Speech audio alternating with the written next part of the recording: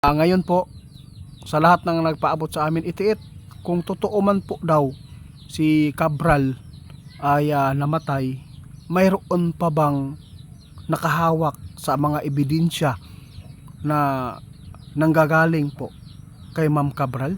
Kaya dito po natin itatanong sa ating kaibigan, kasi mayroon pong nagpaabot sa atin na gusto daw nilang malaman para po mapalabas po ang katotohanan dito kung sino talaga ang utak sa pagnanakaw sa taong sa pira ng taong bayan. Kaibigan ninyo, mayroon pong nagpaabot sa atin, gusto po daw nilang malaman kung tungkol po ito kay Cabral ba.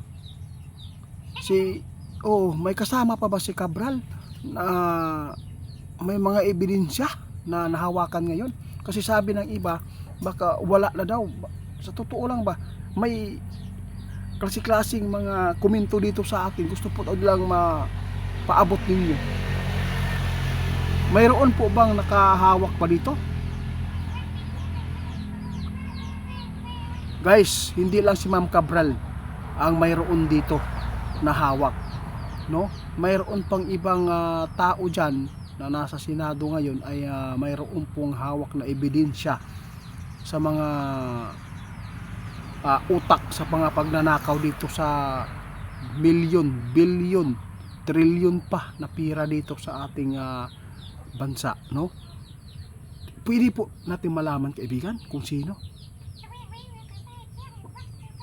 Hindi na natin kailangan na sabihin pa dito kasi delikado po ang kanyang buhay, no? Ito po ang tandaan ninyo, guys. Huwag kayong mag-alala. Kung mawala man si Cabral, ay mayroon pa rin na nakahawak nitong ebidensya na kung saan ito ay nag-viral po ang pagka wala ni Cabral karon tungod aning ebidensya na nahawakan niya. Hindi lang pala si Ma'am Cabral ang mayroon dito, kasi mayroon pala siyang nabigyan din, kaibigan.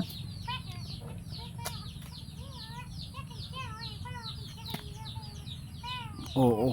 Alam po ninyo, sabi ng ating kaibigan, sa lahat po ng gumawa ng mga kasamaan ay mayroon talagang hangganan.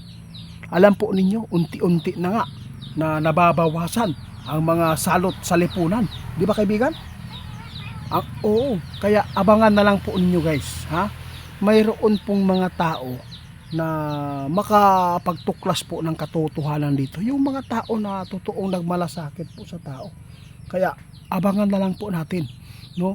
Kasi kahit mawala man si Cabral, mayroon pa ring tao na nakahawak nitong mga ebidensya na pwedeng maglahad, maglantad na itong mga taong ito nasa listahan namin na ito po ay utak sa mga pagnanakaw. Grabe. Oo. Sabi ng iba, napakaganda po ang takbo ng ating bansa ngayon. Wala ng krimen, wala ng mga korupsyon. Noon sa naman noon. Kaya, oo. Sa totoo lang, guys, may korupsyon nga ang mga Duterte. Sa totoo lang. Hindi naman talaga perfect talaga. Pero mayroon naman po tayong nakikita din na nakabenepisyo tayo ng ikakabuti sa atin. Kasi sabi ng iba, maka Duterte daw yung duwindi. Hindi po. Alam po nila kung sino po ang tama, kung sino po ang mayroon pong halaga na kanilang pamumuno. Di ba, kaibigan? Oo, yung mga tao ba na ay nabigyan ng mga kabutihan, di ba? Sana po matapos na po ang mga video ito at sana hindi na po magpapatuloy ang mga katanungan ninyo. Basta sinabi na po ng ating kaibigan, kung ano man ang nasa isipan ninyo, ipagpatuloy lang po ninyo yan. Wala pong gumawa ng kasamaan kung hindi mabubulgar. Kung totoo man ay buhay pa si Cabral, ay makikita po niyo sa tamang panahon yan. At lalabas po ang katotohanan dito kung sino po ang magnanakaw. Kahit itago pa nila, kahit sino pang buhay ang isakripisyo nila, at mayroon tayong nalalaman sa ating kaibigan na mayroon pong nakahawak ng mga ebidensya dito. Hindi lang si Cabral po ang mayroon, di ba? Mayroon pala siyang nabigyan din po dito. Balikan po namin Kung gusto po ninyong malaman ang katotohanan, gipitin po ninyo ang driver nito kasi walang ibang kasama, at saka yung asawa Cabral, kasi mas maganda imbestigahan po ninyo ng maayos kasi walang namatayan na, lalo na pag ganyan pong bagay na pagkamatay, kung ganyan pong mga pangyayari, no? Yung iba nga gusto po ng katotohanan kung totoo ba na ito ay hinulog, nagbigti. Kailangan talaga na malaman ang pulot dulo nito, kung may sadya bang pagpatay o pag suicide.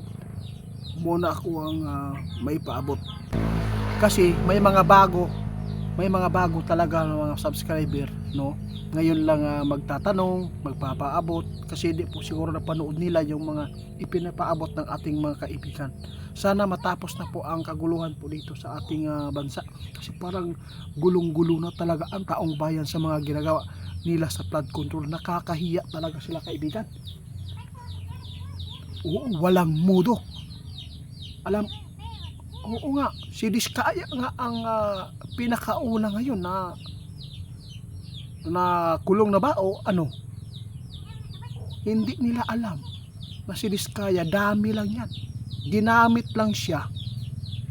Alam po natin nakabenepisyo po siya, pero mali talaga ang tao, mali talaga din siya kasi dahil po natukso siya sa pera na malaki.